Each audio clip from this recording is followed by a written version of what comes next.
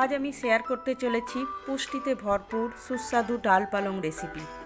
পালং শাক আর ডালের অসাধারণ কম্বিনেশনে তৈরি এই সহজ রান্নাটি হবে একদম ঘরোয়া স্বাদে। কম সময়ে আর কম উপকরণে বানিয়ে ফেলো এই স্বাস্থ্যকর রেসিপিটি। চলো তাহলে শুরু করা যাক। তার আগে দ্য কুকিং উইন্ডো চ্যানেলে তোমাদের স্বাগত জানাই। দেখো, এখানে আমি ডাল নিয়েছি দুটো বড় চামচের 2 চামচ, মানে 2 টেবিল স্পুন ডাল। অড়হরের ডালটাকে আগে ধুয়ে নিয়েছি পরিষ্কার করে। তারপর এটা কুকারের মধ্যে দিয়ে অল্প একটু জল দিলাম আর একটা ছোটো মতো টমেটো দিয়ে এটাতে সেদ্ধ করে নেব। আর এতে আমি অল্প একটু তেল দিলাম, হাফ চামচ মতো। এই তেলটা দিলে ডালের জলটা বেরিয়ে কুকারটা নোংরা হবে না, সেই জন্য অল্প একটু তেল দিয়ে বসিয়ে দিলাম। ডালটা এদিকে সেদ্ধ হোক, ততক্ষণে আমি একটা মশলা করে নেব। দেখো, এই মশলাটা আমি শিলেই করব, মিক্সিতে করব না। খুব সামান্য একটু জিরে নিয়েছি হাফ চামচ মতো, আর বেশ কতকগুলো রসুন আর অল্প একটু আদা দিয়ে এটাকে আমি বেটে নেব। শিলেই বাটবো, শিলের রান্নার টেস্ট আলাদাই হয়, তোমরা জানো। সেই জন্য আজ আমি মশলাটা শিলেই করছি। দেখো, বাটা হয়ে গেছে। খুব সামান্য একটু মশলা, বেশি নয়।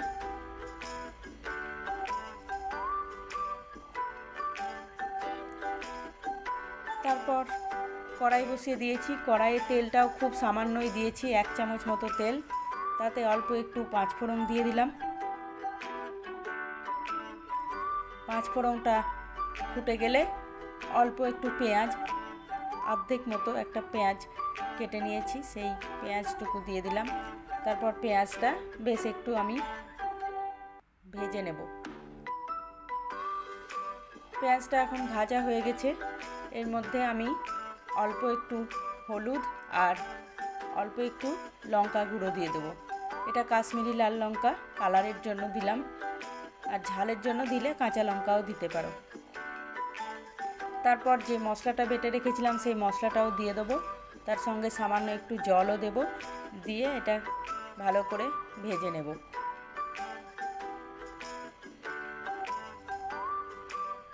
দেখো, এখন মশলাটাও ভাজা হয়ে গেল। এবারে যে পালং শাকটা আমি ছোট ছোট করে কেটে ধুয়ে পরিষ্কার করে রেখেছিলাম সেই শাকটাও দিয়ে দেবো। শাকটা দিয়ে এটাকে উল্টে পাল্টে ভালো করে মিক্স করে নেব মশলাটার সঙ্গে।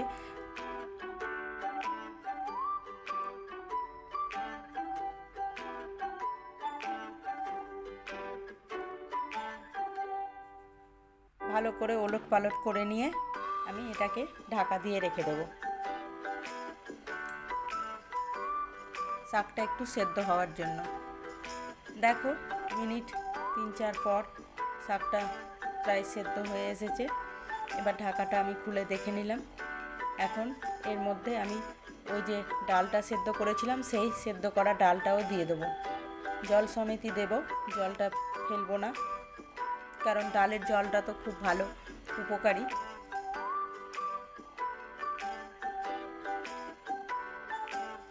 এখন এই ডালের সঙ্গে শাকটাকে বেশ কিছুক্ষণ রান্না করে নেব। আর এই যে দেখো, লবণটা না আমি আগে দিতে ভুলে গেছিলাম। লবণটা শাক দেওয়ার সঙ্গে সঙ্গে দিলে শাকটা আরও তাড়াতাড়ি সেদ্ধ হয়ে যেত, আমি ভুলে গেছিলাম, তাই লবণটা এখনই দিলাম। তোমরা যদি লবণটা আরেকটু আগে দিয়ে দাও তাহলেই বেশি ভালো। এই জন্য আমার শাকটা বেশ গোটা গোটা হয়ে আছে, সেদ্ধই হচ্ছিল না।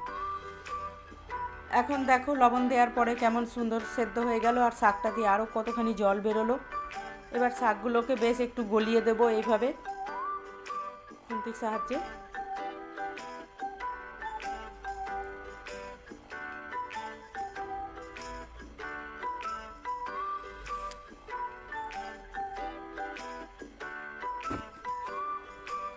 দেখো, এখন কেমন সুন্দর মাখো মাখো হয়ে গেছে রান্নাটা, আর কালারটাও দেখো কত সুন্দর এসেছে। অনেক সময় কি হয়, আমরা রান্না করি যখন, তখন শাক রান্না করলে রুটি খাওয়ার সবজি থাকে না। তো শাকটা যদি এইভাবে ডাল দিয়ে রান্না করা হয় তাহলে কিন্তু এটা ভাতের সঙ্গে তো খাওয়া যাবেই, তার সঙ্গে রুটির সঙ্গে খেতেও বেশ ভালো লাগবে। সেই জন্য আমি ডাল দিয়েই আজকে পালং শাকটা রান্না করলাম। আশা করি রেসিপিটা তোমাদের ভালো লেগেছে এবং অবশ্যই বাড়িতে একবার ট্রাই করে দেখো, খুব ভালো লাগবে। ভিডিওটা লাইক করে দিও আর তোমাদের মতামত কমেন্টে জানাতে ভুলো না। আর এরকম নতুন নতুন সহজ স্বাস্থ্যকর রেসিপি পেতে চ্যানেলটা সাবস্ক্রাইব করে পাশে থাকা বেল আইকনটি প্রেস করে রেখো, তাহলে যখনই নতুন কোনো ভিডিও দেব তোমাদের কাছে নোটিফিকেশান চলে যাবে। আবার দেখা হবে পরের কোনো ভিডিওতে। ততক্ষণ পর্যন্ত সবাই ভালো থেকো, সুস্থ থেকো আর রোজ একবার করে চলে এসো আমার ভিডিও দেখার জন্য। আমার ভিডিওটি সম্পূর্ণ দেখার জন্য তোমাদের সকলকে অসংখ্য ধন্যবাদ। বাই।